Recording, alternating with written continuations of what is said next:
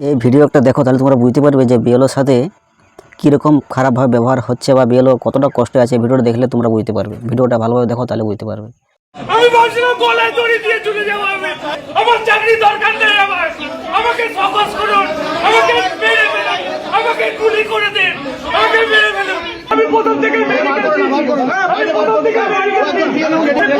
Medical দিয়েছি যে আমার শারীরিক অসুস্থতা আমি পারবো না।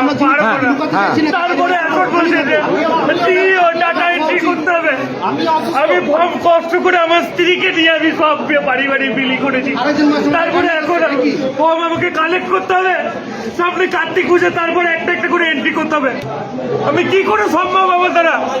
এমনিতেই বিএলওর প্রচুর চাপ, তারাকে গাদা গাদা ফর্ম দিয়ে দিয়েছে। তারা এত ফর্ম কীভাবে কী করবে তারা নিজেরাই খুঁজে পাচ্ছে না। তার উপর যদি বিএলওকে হেনস্থা করা হয় বা বিএলওকে এটা ওটা ফোন করে বলা হয়, বিএলওকে বহু রকমভাবে যদি হেনস্থা করা হয়, এটা কিন্তু খুবই নিন্দনীয়। এরকম কাজ কিন্তু ঠিক নয়।